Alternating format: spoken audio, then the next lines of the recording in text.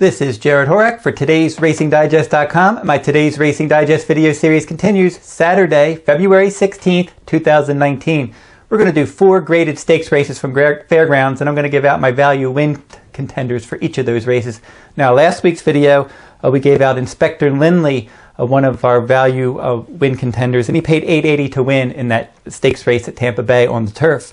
But now let's jump over to Fairgrounds for this week, and we'll start with the 9th race, the Grade 3 Mineshaft, 1 mile and a 16th on the main track. I'm going to try to beat the newly turned 4-year-olds in here because from the 3-year-old crop from last year, the 3-year-old males since later in the year last year and into this year since they turned 4, they haven't been able to beat older stakes runners. You have 3 of them in here: Lone Sailor, number 5, number 9, Flame Away, number 13, Quip. Although number 13, Quip, is supposed to scratch out of this race because he drew a bad post. If you're going to use one, maybe Lone Sailor. He's run well at Fairgrounds before. He will be closing, but he's probably more likely to hit the board. A couple horses that ran well in the local prep for this: number 2, Harlan Punch, number 4, Silver Dust. They're both contenders in this race. If you're looking for a long shot to use underneath, maybe number 3, Crew Chief. He's got a versatile running style. He's only 3 for 26, but he's finished 2nd or 3rd 11 times, so he's one that likes to hit the board. For my value top win contender, I'm going to go with number 6, Third Day. He's 20 to 1 morning line, but I think they're going to bet him down a bit. I don't think he's going to go off quite 20 to 1. He used to be in the Todd Pletcher barn. He won his first 2 lifetime starts. A lot of time between starts. He certainly had his health problems.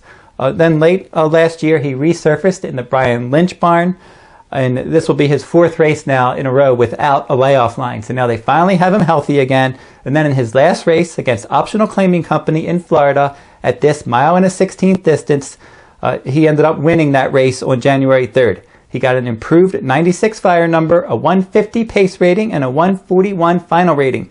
The fire number for today's Racing Digest is speed throughout a race. His winning rider, Jose Ortiz, he's going to ride him back in here. He's going to stalk the pace. I think he's still got more upside, and if he can move forward in this race from that good middle post, he could pull off the upset. Let's go to the 10th race from Fairgrounds, the Grade 3 Fairgrounds Handicap, 1 mile and an 1/8 on the turf course. I like 2 horses in here, and one of them was one of my value win contenders the last time that he ran at Fairgrounds, and he won that race. So I'm between number 6, First Premio, and number 9, Synchrony. Now, number 9, Synchrony is your favorite. He's the fastest in the stretch. He's going to sit back, he's going to make a late run, and he could easily run past them all in this race. He won this last year, and he's also 3 for 3 over the Fairgrounds turf course.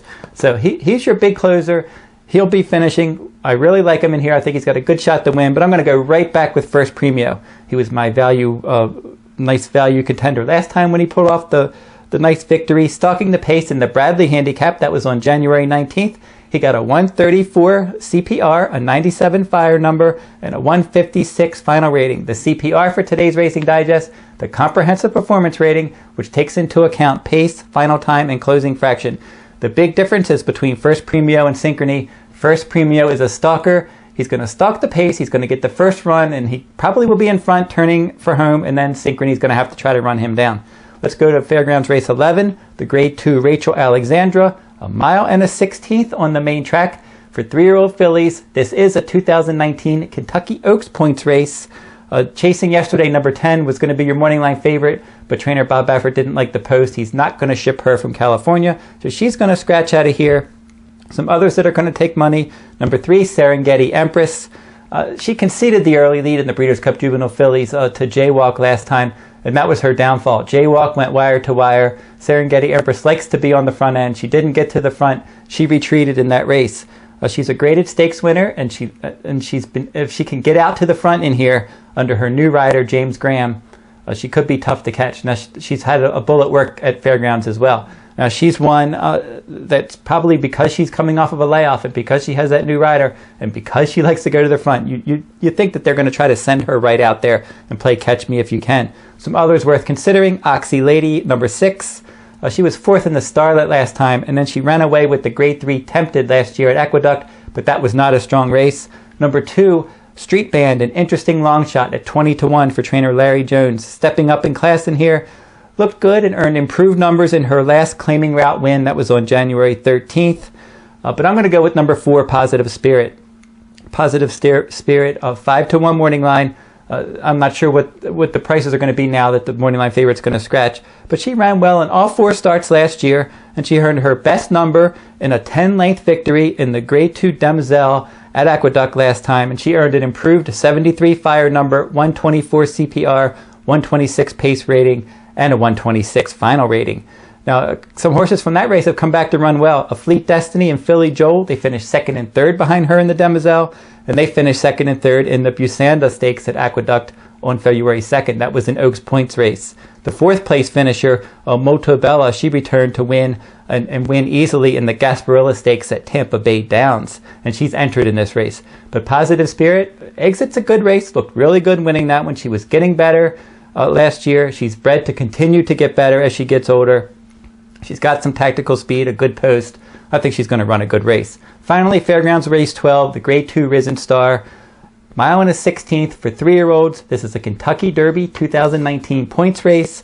And number 14, War of Will, is the one to beat. He looked really good in the Lecomte Stakes. He's got good tactical speed. The only problem is he's stuck out in post 14. He's going to have to work out some kind of trip from that post. He will move in at least one position because number 13, Kingly, for trainer Bob Baffert, is going to scratch and run in the El Camino Real Derby instead because Baffert didn't like that outside draw here. But War of Will, if he can work out a trip from that outside post and he runs back to the Lecomte, he's going to be tough to beat. Some others worth considering. Number 8, Owendale. He looked good winning an optional claiming race at Fairgrounds over a route of ground last time out on a good track.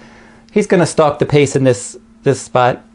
Number 3, Mr. Money. He's one that has good tactical speed and a good inside post. So he's going to save all the ground, stalking the pace. He's 12-1. He was going to be my top choice in the Lecomte Stakes, but he got sick right before that race. He ended up scratching, and now he hasn't run since the Breeders' Cup Juvenile where he finished 4th. He's got some ability. He's got the right running style. I'm just not sure that he's ready to run now off the layoff because now it was a layoff and now he got sick as well. So I'm not sure he's ready to fire his best race. So I'm going to go with number 9, Country House. 20-1 morning line for trainer Bill Mott is my top choice. Ran well in both of his dirt races, and he didn't get much pace help in either of those. He finished 2nd in a maiden race behind Kentucky Wildcat late last year at Aqueduct, and then Kentucky Wildcat finished 2nd in the Sam F. Davis Stakes last weekend. That was a Kentucky Derby points race. So then Country House came back and he broke his maiden, slow start, went past all the runners, even though he didn't have much pace help, and he looked really good visually winning at Fairgrounds last time out. I mean, at Gulfstream Park last time out. Now he's shipping from Florida over to the Fairgrounds in New Orleans, and he's a late runner for Bill Mott, and if you go back, his best numbers were earned on December 1st at Aqueduct when he got a 158 CPR, a 101 fire number, a 147 final rating. His numbers weren't quite as good last time out in that maiden victory, but wasn't much pace help. I think he's ready to run a good race here. He should get at least an honest pace to chase. I'll take my chances at 20-1 that he's this good.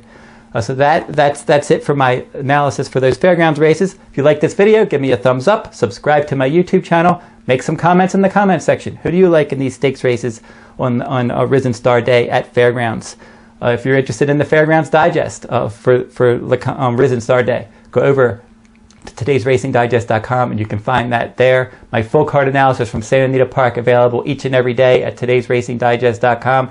For Risen Star Day, I got bonus stakes races from all around the country. I got them from Fairgrounds, from Laurel Park, and some other stakes races from around the country as well. And that will wrap up this week's video. I'll be back next week with another stakes race from around the country.